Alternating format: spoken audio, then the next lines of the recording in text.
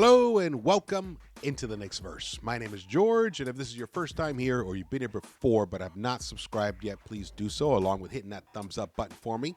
Very much appreciate that. And drop your comments. Love the comments.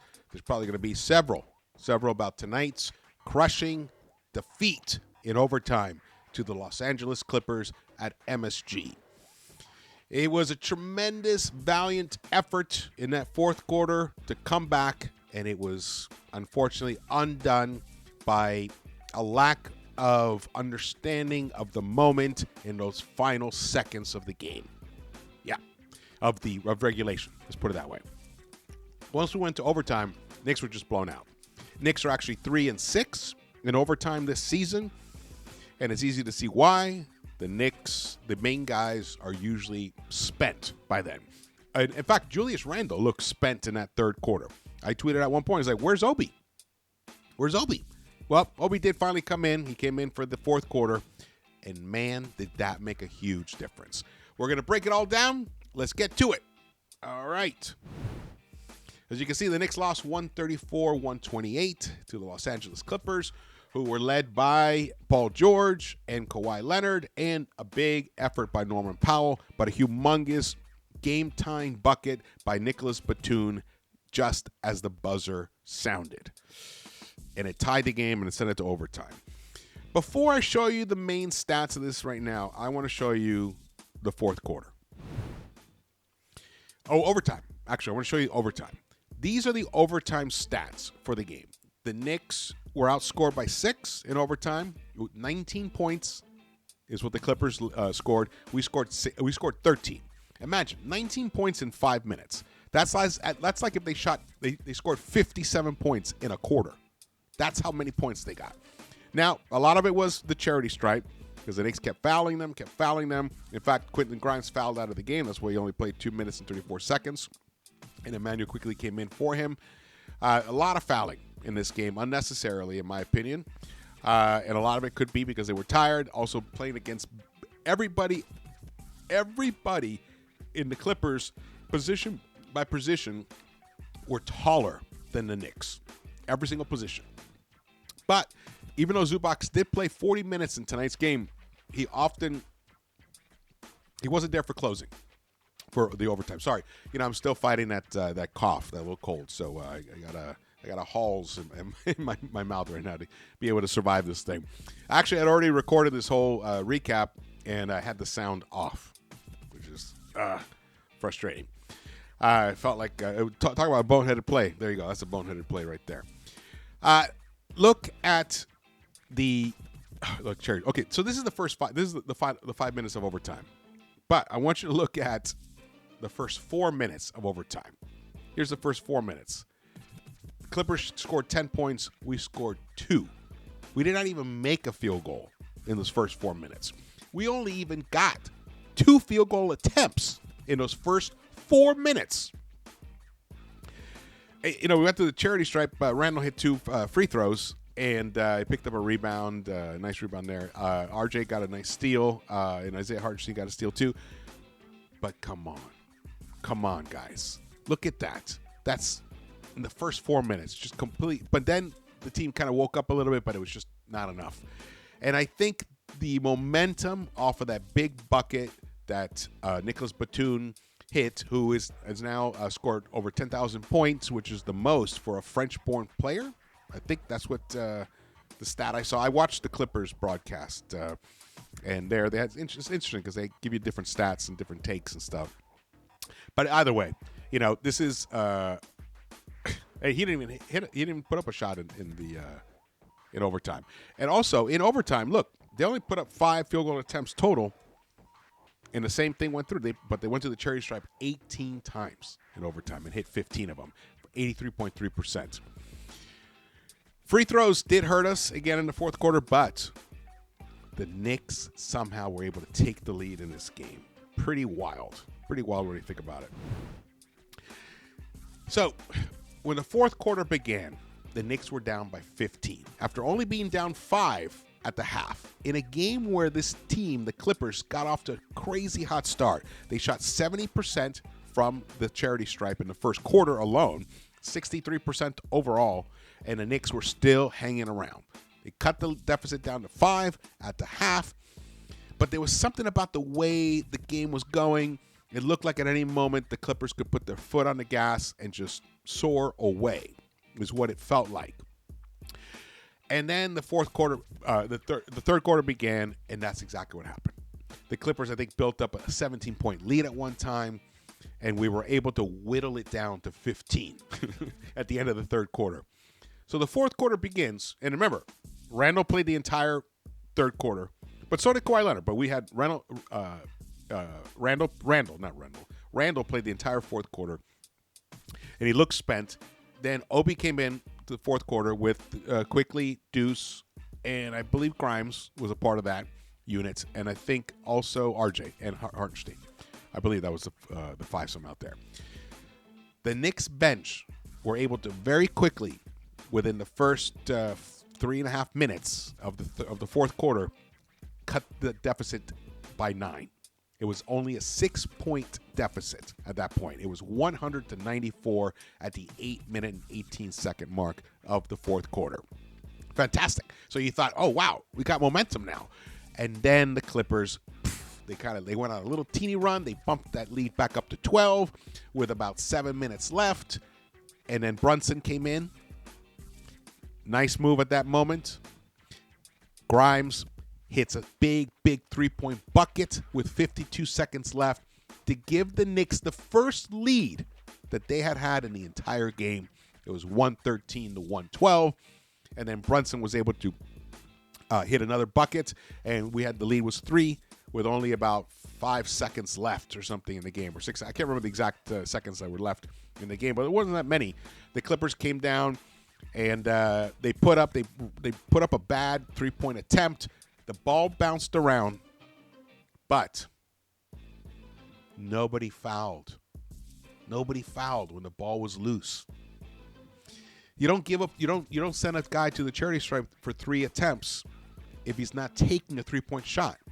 But when the ball's just bouncing around on the floor, that's when you foul him. Send him to the line. They only get 2 attempts. You get the ball back. Then they're forced to foul you again, or it eats the clock up. But no one did it. Instead, Kawhi was able to get the ball in the left corner. He swung it all the way around. I can't remember who he passed it to. I think it was either Powell. And then went to Paul George. And then Paul George found Nicholas Batum with 1 second left in the game. And Isaiah Hartenstein, who should have been the one that fouled. Well, actually, it was Zubac that was out there in the final for the final seconds. And he was the one who was able to tip the ball over to Kawhi. Isaiah Hartenstein, instead of closing out hard with his hands up in the air to rush his former teammate to take a bad attempt, he got there, but got his hands up once Batum was already in the air and releasing the shot for a clean look, and it swished right through. Then we went into overtime. But still, it was a tremendous effort by the team in the fourth quarter, and a lot of it had to do with the ball movement. When you look at the final 5 minutes, 5 minutes and 20-something seconds of regulation time, the Knicks outscored the Clippers 18 to 7. 18 to 7. So we were a plus 11 right there.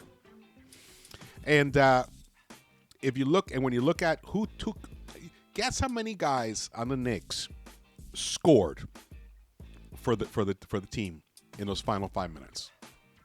4 of them. And one of them was not. And the one who didn't score was Randall. Randall did not score in those final 5 minutes. But he got an assist. He got a big rebound. RJ, who had a terrible, terrible offensive game tonight. He shot 28% overall, 6 of 21, I believe. Terrible. But in the last 5 minutes, he was clutch. Hit 2 of 3. One of them was a big 3-point shot. Brunson hit 2 of 2. Grimes hit his big 3-point shot that I told you about before, which gave the Knicks their first lead. And Isaiah Hartenstein had a monstrous dunk off of a play that Jalen Brunson called I saw him telling someone to clear out from the right side, and Isaiah went over to the right corner, and Brunson broke down the defense as he penetrated into the lane, and he found Hartenstein cutting for a beautiful dunk. The ball moved. The Knicks picked up 4 assists in those final 5 minutes. When was the last time you heard me say that? Very rarely. So the ball moved. It was a different type of offensive execution in those final 5 minutes of this game, which is what led to the Knicks finally being able to take this lead. Now, it's unfortunate that they weren't able to go all the way to the final, to the 0 mark of the clock and hold on to the lead. But it should not overshadow the style of play that was adopted in this fourth quarter that led to the team being able to make a miraculous comeback. A miraculous 15-point comeback in that fourth quarter to take the lead, actually. And a lot of it is due to Mr. Jalen Brunson, who scored 41 points on his first game back from missing 1 game due to a non-COVID illness. There he is, 41 points, 5 rebounds, 7 assists. I want to see more. 3 of those assists were picked up in those last 5 minutes of the fourth quarter. Excuse me. Thank you for bearing with me on this. Zach Braziller from the New York Post tweeted this out. Knicks had a few chances to foul after giving up the offensive rebound. He's talking about that last play. Didn't do it. That cost them in the end. Yes, it did. Tommy Beers tweet, congrats if you had come back from down 17 points only to give up an offensive rebound and a 3-pointer at the buzzer and then lose in overtime. On your what unimaginable way the Knicks will lose tonight bingo card. Yep. So Randall, 41 minutes, 10 of 18, 2 of 6 from the 3-point line, 11 boards, another double-double. He now has he has the 3rd most double-doubles in the entire NBA this season, behind I believe it's Jokic and let's see here. It's a cool stat from the Clippers broadcast. Sabonis has 40, Jokic has 35, and Randall has 33. And Giannis Antetokounmpo's got 31. So Randall's got the 3rd most double-doubles, which explains why he's an all-star, why he was picked for the team. Sims, not a good game for him. 21 minutes, 0 points. He did pick up 2 assists, which is nice, but only 1 rebound for him. Rough. Brunson, 38 minutes, shot 14 of 19. And at one point, he was the reason the Knicks were even around at all, because he was hitting left and right. He was hitting nice catch and shoot threes, which I want to see him do more of, which that means the ball's in someone else's hands, they penetrate, and they get it to him. He gets a nice clean look. He's a very, very good catch and shoot 3-point shooter, which is what he did with Dallas, remember, because the ball was often in Luka's hands. He hit 5 of 7 from the 3-point line here for 41 points. Fabulous. RJ Barrett, 44 minutes, but look at that. 21 field goal attempts to give us 14 points. Now, today on Twitter, there was a lot of grumblings about RJ's poor defense, so it was terrible, blah, blah. Honestly, I didn't see that tonight. I didn't. Did I see taller, more talented players scoring, taking contested shots, difficult shots, and making them? Yes. Did I see RJ doing the bonehead, letting himself get backdoored, or overrunning the shooter? I didn't really see that tonight. He played a very contained. Was he effective enough? Not really, because Leonard has size and height over him. Same with Paul George, but he did make their life more difficult. And as the game wore on, he was much better defensively, which is also what helped, because the Knicks ended up getting more stops. Remember, they got off to a hot start. They were shooting 63% and 70% from the 3-point line. And they ended up cooling off. The Knicks ended up shooting better than the Lakers tonight. Than the Clippers tonight by the end of this game. So it shows that the defense did tighten up. Quentin Grimes, 39 minutes, 4 of 8. I would like to see Quentin get more shots. Call some plays for him. Get him some looks. He hit 3 of 6 from the 3-point line. He could have been more impactful. Like about half of those attempts that RJ took should have gone to Grimes. This game could have been very different. So if you ask me, hey, did we lose this game tonight because of RJ? The answer is yes. Did we win the game the other night over the Heat because of RJ? Yes. The answer is yes. So that's where we're at right now. That's what's happening. Hopefully, over time, they learn. He learns from these mistakes, and he can carry it through and actually become the guy that we hope that he is.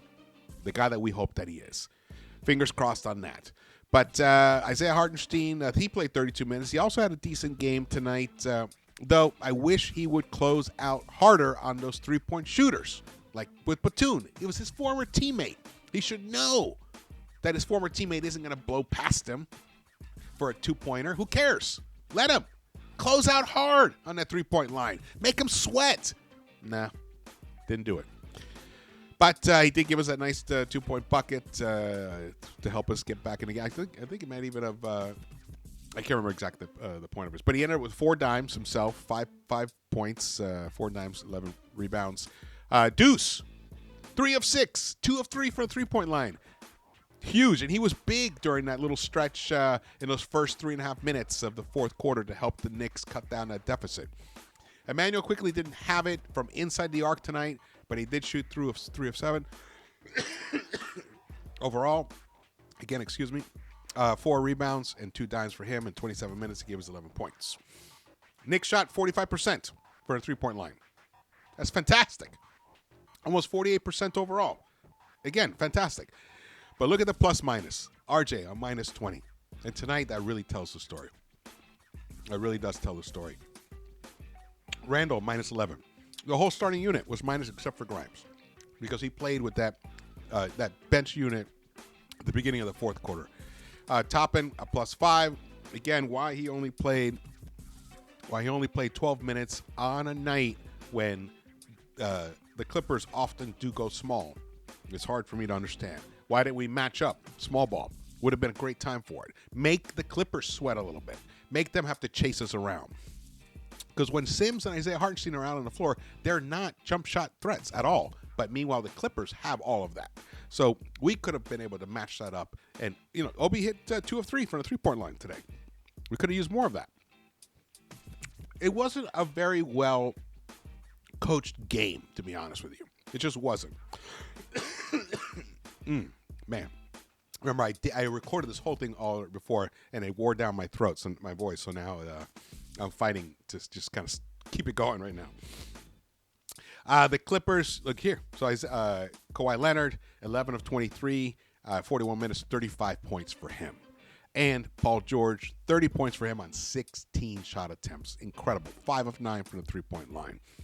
13 rebounds for Zubac, only 2 points for him. Nicholas Batum hit all 3 of his, he hit 3 of 4 of his three-point shot. All of his shot attempts were three-pointers. 10 points for him. And Norman Powell, the former UCLA Bruin, 8 of 17, 24 points, a big monster dunk in that fourth quarter in that crunch time. And for some reason, Thibs decided to have a coach's challenge on it. It was obvious that it wasn't going to get overturned, so it was a wasted challenge. But look at this. They started off shooting 70% in that first quarter. They ended up only not only 43.2% is fantastic from a three-point line for an entire game, but they dropped off tremendously. All right, here are the team comparisons. To see this, we ended up beating them on rebounds. We had 30 assists tonight. 30 assists. I want to see that. I want to see more of that as we carry up. That's what I'm saying. Even though it wasn't such a well-coached game. In crunch, it wasn't necessarily a well-coached game in terms of matchups. It definitely, there's a lot that can be gleaned from this game, this performance, that can be replicated moving forward as a template, a new template for how these Knicks can compete moving forward against teams that are higher quality. We have the third toughest schedule going forward. In fact, I was able to, here we go. The toughest remaining schedules of the season. The Philadelphia 76ers, their opponents have a 532 winning percentage. The Clippers have the second toughest. Their opponents have a 528, and the Knicks have the third toughest opponent schedule, a 522, and below the fourth one is Minnesota. So, over this weekend, three teams with the three toughest opponents are all playing each other this weekend. That's why I wish that there'd been more thought into strategizing going into this game. I personally would have sat Brunson out of this game. He was just recovering from an illness. Let him have one more night, and then he's fresh for tomorrow. If he could have give us tomorrow the performance he gave us tonight, that'd be fantastic. But now we use that up in a heartbreaking overtime loss, and now the Knicks have to turn this around in less than 24 hours to battle their division rival. I would have strategized to go up against the strongest as possible against a division rival as opposed to a West Coast opponent that you only see twice a year.